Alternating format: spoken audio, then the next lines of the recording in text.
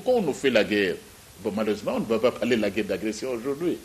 On nous fait la guerre, on est contre nous. Nous sommes l'un des pays les plus riches de la planète. Pas seulement en Afrique. Nous sommes l'un des pays les plus riches de la planète. Chacune de nos provinces est riche. Chacune de nos provinces est riche. Chacune de nos provinces a des ressources minières. Il n'y a pas que le Lualaba. Il n'y a pas que le Haut-Katanga. Il n'y a pas que le Tanganyika. Toutes les provinces, le Bazolé, le Owele, le Kasaï central, le Maïndombe, le Congo central. Vous avez le Nord-Ubangi, le Sud-Ubangi, Chouapa, Mongala, l'Équateur, partout. Le Maniema, toutes nos provinces, le Sankourou, le Mami, Chopo, Kasaï. Toutes nos provinces sont extrêmement riches. On ne peut même pas dépendre uniquement de... Potentiellement riches parce qu'on ne sait pas. Mais nous devons. Elles sont riches. Et quelle est la présence, le but de la présence humaine, de la gouvernance? Mais transformer les potentialités. Transformer ces potentialités. Et c'est là l'un des défis majeur de la gouvernance. On ne va pas dire non, c'est là-bas, moi je n'ai pas les mêmes richesses, mais transformer nos richesses. Quel est l'état de la gouvernance dont on doit améliorer? Cela va de pair avec l'amélioration de la gouvernance dans toutes nos provinces. On ne peut pas vivre seulement de la péréquation. Non, on doit savoir produire des ressources. On doit être assez imaginatif. C'est ça gouverner. Donc avec l'amélioration de la gouvernance, toutes nos provinces vont être riches, même sur le plan agricole. Il n'y a pas que les mines. Et c'est le président de la République, d'ailleurs, Félix Antoine Tshisekedi, qui parlait non seulement de la diversification de l'économie, mais de la revanche du sol sur le sous-sol. Mais une autre province peut prendre la revanche du Lualaba. Nous n'avons pas vos ressources minières, nous c'est l'agriculture, nous allons battre, oui. Les quotas agricoles. Et nous savons exporter demain. Élevage, on sait nourrir tout un pays où on sait exporter. Donc, c'est un défi qui, pour chacun de nos gouverneurs, et donc, chacun de nos gouverneurs doit travailler à la bonne gouvernance pour que chaque province sache produire des ressources, mais pas seulement vivre de ce qui vient de la capitale, non. Donc voilà, c'est un défi pour tous, et c'est à cela, je crois, j'imagine que le président de la République, chef de l'État, son Excellence Félix Antoine Tshisekedi Tshilombo, haute autorité politique de l'Union sacrée de la Nation, va essayer, en fait, challenge, comme disent les anglophones, chaque gouverneur à faire la même chose et à faire même mieux. Toutes les provinces sont riches. Vous avez été le gouverneur de province, vous avez été le président de l'Assemblée provinciale. Eh bien, c'est pour transformer ces provinces. Et cela est possible sous le leadership de son Excellence Félix Antoine Tshisekedi Tshilombo. Monsieur le secrétaire permanent, professeur André Mbata, je sais que les buts de conférences de gouverneurs qui sont organisées, d'abord c'est l'harmonisation des vues, les relations interprovinciales, mais la plupart du temps, les recommandations issues souvent de différentes conférences de gouverneurs ne sont pas mises en œuvre. D'ailleurs, c'est pratiquement les mêmes recommandations qui reviennent. Qu'est-ce qu'il faut faire pour que ce qui est décidé à l'issue d'une conférence de gouverneurs soit suivi des faits, par exemple? Bon, je crois qu'il faut que d'abord, au niveau de gouverneurs, chacun se mette vraiment au travail.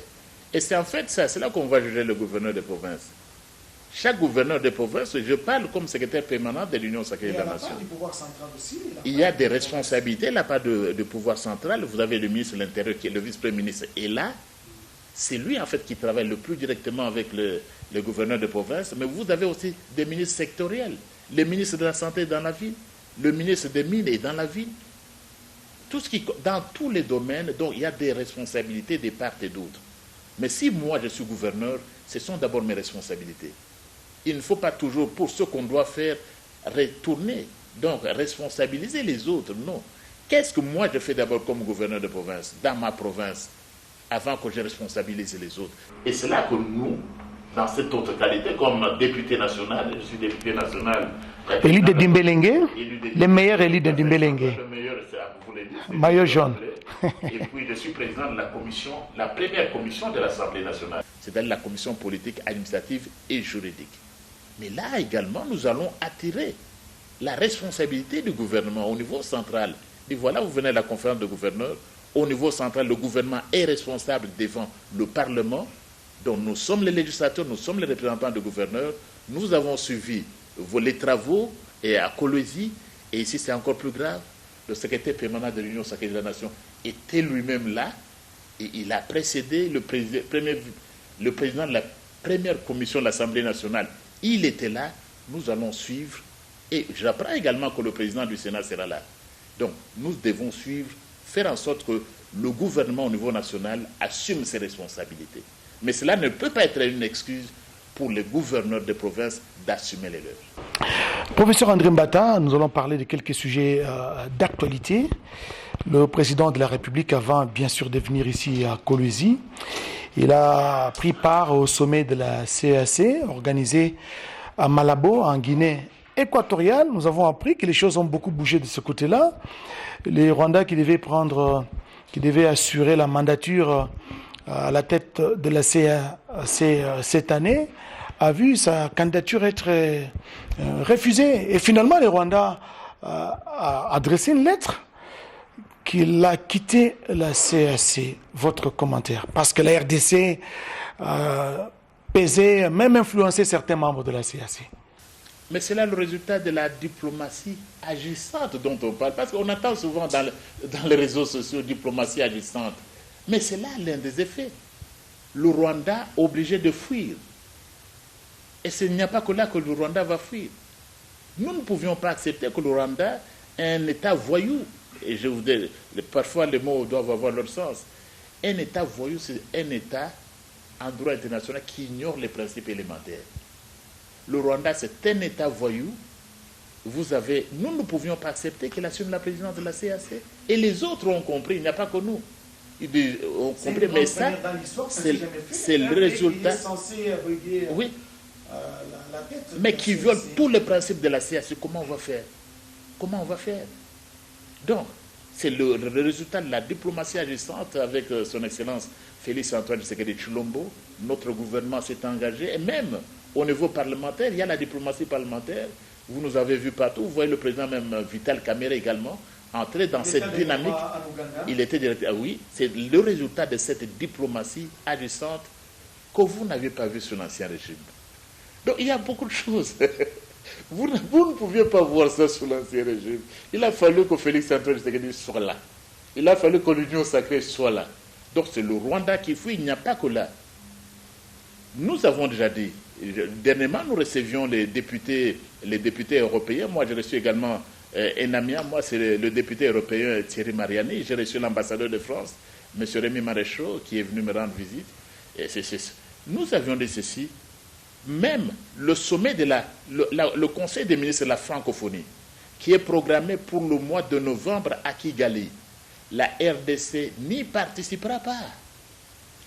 Mais la Belgique s'est prononcée officiellement qu'elle ne prendra pas part à ces sommets, mais la France traîne encore les pas, hein, parce que Thierry Mariani, c'est un député du Front National, un peu de l'opposition française. Ça fait même honte. Comment vous allez vous réunir dans un pays qui viole tous les principes de la francophonie? Mais ça va discréditer. L'OIF va perdre sa crédibilité. Le Rwanda vient d'être condamné. Le Rwanda a condamné au niveau du Conseil de sécurité. Le Rwanda condamné par l'Union européenne, dont la France et d'autres pays sont membres. Le Rwanda condamné. Comment vous allez siéger à Kigali, dans un pays qui viole tous les principes du droit international? Nous, en tout cas, au niveau de l'Assemblée nationale, nous avons déjà dit, la République démocratique, ils ne verront pas notre président, non, c'est le Conseil des ministres, ils ne verront pas notre ministre d'État aux Affaires étrangères. Nous n'allons pas accepter la tenue de ce Conseil des ministres à Kigali. Et nous avons déjà demandé que ceux qui nous soutiennent, qui soutiennent les valeurs, si la France soutient les valeurs, nous croyons que la France soutient les valeurs, c'est un pays ami, la France doit également soutenir la RDC dans ce qu'elle veut, c'est-à-dire la délocalisation du prochain Conseil des ministres prévu à Kigali au mois de novembre. Le plus grand pays francophone au monde, la RDC n'y sera pas. Et il est tout à fait normal que la France, nos amis français, parce que les Français sont quand même nos amis, qui nous suivent, qui soutiennent notre démarche pour délocaliser le Conseil des ministres, qui ne peut en aucun cas se tenir à Kigali, dans un pays qui viole tous les principes du droit international, un pays qui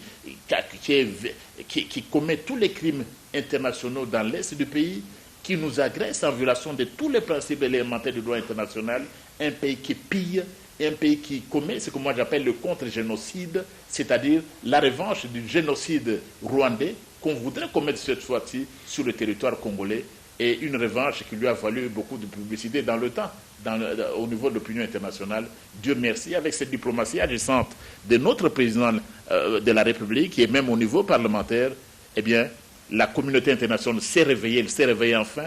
Et puis, comment ne pas évoquer ce sujet des droits internationaux sans revenir également, sans mentionner cette diplomatie agissante avec notre élection au Conseil de sécurité des Nations Unies. Ça fait quand même beaucoup d'années, plusieurs décennies, et la RDC revient justement, elle a été élue comme membre non permanent au Conseil de sécurité des Nations Unies, mais sur les 187 votants, et 4 n'ont pas voté pour la RDC. Et il y a beaucoup de spéculations dans les réseaux. Il y a certains qui... Vous connaissez les pays qui n'ont pas voté pour la RDC? Je comprends que l'État voyou du Rwanda ne pouvait pas voter pour la RDC. Et tous ceux qui s'associent à cet État voyou. 4 pays qui sont des connivences avec les crimes qu'on commet à la RDC. Pendant qu'on tue, ils sont de cœur avec l'État voyou du Rwanda. Ils ne pouvaient pas voter contre nous. Un pays qui viole tout... Donc, vous savez, le droit international, c'est un droit qui régit les relations entre les pays civilisés, les nations civilisées.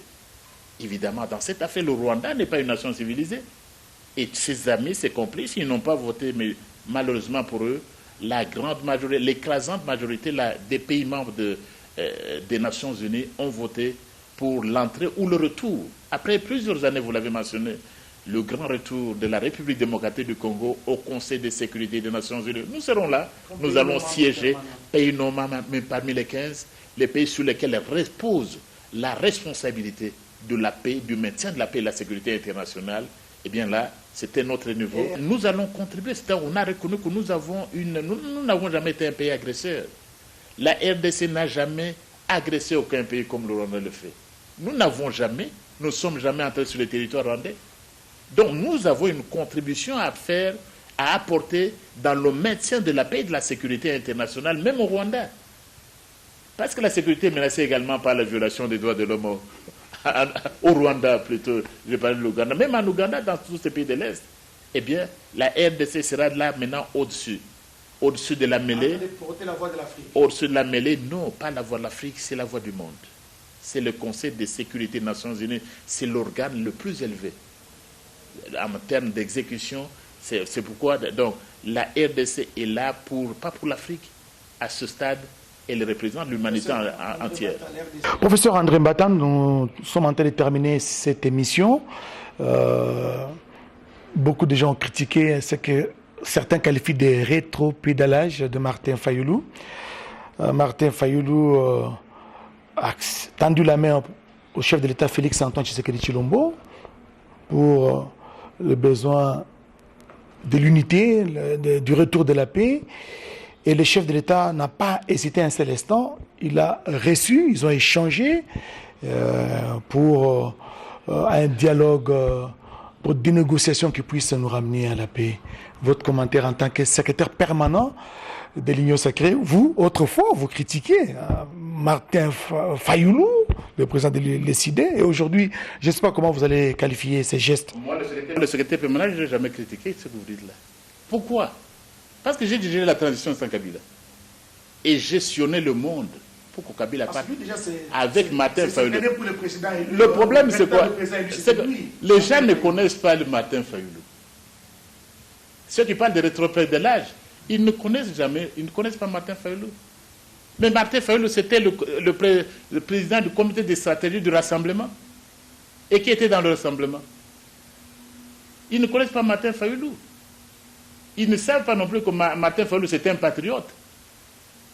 Et un patriote, lorsqu'il se rend compte, vous parlez en tant que secrétaire permanent de l'Union sacrée de la Nation.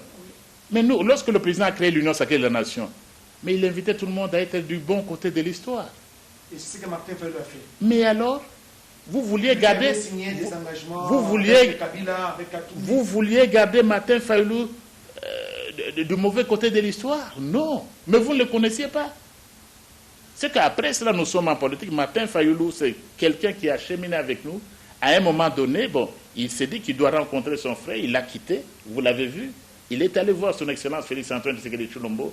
Ils se sont embrassés, l'accueil était cordial. Pourquoi on doit...